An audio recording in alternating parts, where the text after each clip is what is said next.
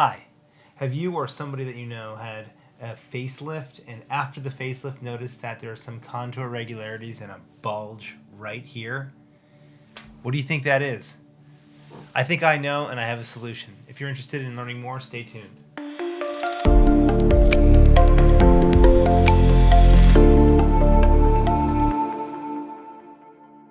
Hi, I'm Dr. Jonathan Zelken, a board-certified plastic surgeon in Newport Beach, California. I'm very committed to enhancing the face and sculpting the lower face, mid-face, and all parts of the face.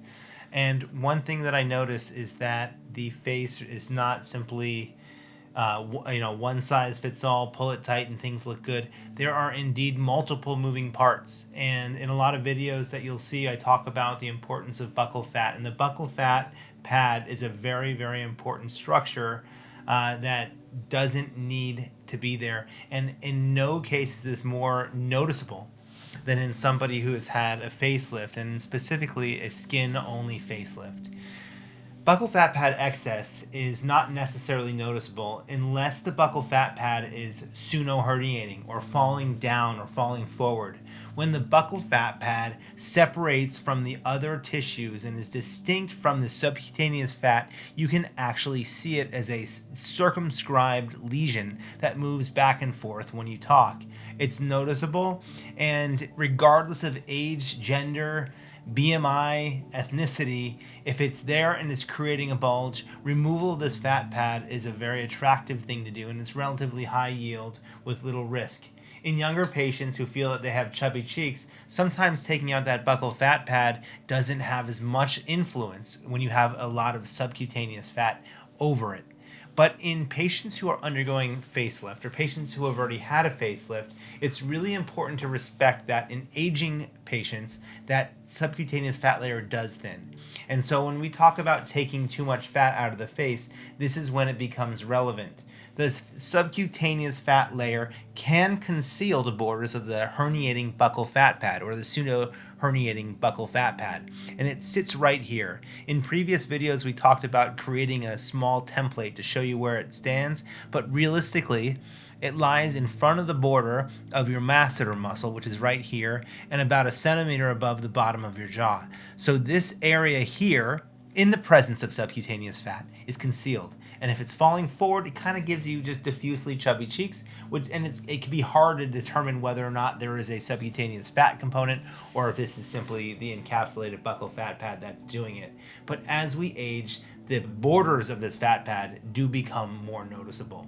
And so one of the phenomena that I've been noticing in my practice over the past 2 years is that this fat pad can become more noticeable after facelift surgery, and particularly after skin-only facelift surgery. I have my own patients, and I see patients who have had surgery elsewhere come to me after a facelift saying, "Why do I have these bulges on my cheeks?" And it's interesting. You would think that if you tighten the SMAS layer over that bulge, that it would become more sort of contained and hidden. Or if you pull the skin tighter over it, that would do the same thing. But skin is a weak organ, and sometimes the SMAS layer, that firm, deeper layer, attenuates as you get closer to the corners of your mouth. So regardless if you've had a skin-only facelift or a traditional SMAS facelift, you can weaken the SMAS layer or the skin layer and make an existing buccal fat pad that's falling out more noticeable. This is what it looks like.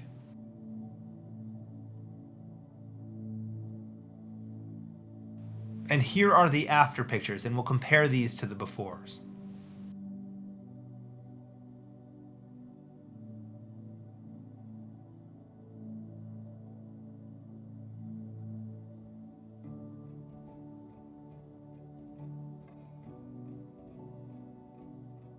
As you can see here, a lot of times people are afraid to resect the buccal fat pad if they're consciously avoiding it, or unintentionally they just don't notice it in the preoperative state and choose not to. When you are predisposed to buccal fat pad pseudo-ptosis and basically falling forward, any procedure like a facelift, either mini or full facelift, can set the cascade and you can end up developing visible buccal fat pads, which are unsightly and make a good facelift result look way less natural and attractive. So there's a good cure for this. Don't worry, it's buccal fat pad removal. But more importantly, I want to prove that in about 50% of my facelifts, when I'm in the deep plane, I do resect excess buccal fat. Even if it's a little bit, anything that's showing or bulging out, in my opinion, does need to be removed. If people want a sleeker contour, I'll take the entire buccal fat pad out, regardless of age. So the cure for this is to go back through a facelift incision if you're going to do a revision and take out the excess buccal fat, or if you want to do an awake procedure, you can do a standard traditional buccal fat pad removal.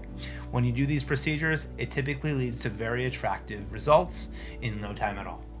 If this is something that you have or you notice in somebody that you know or love, don't hesitate to reach out, ask any questions below that you may have, and by all means, don't forget to subscribe, turn your notifications on, and like this video. Thank you so much.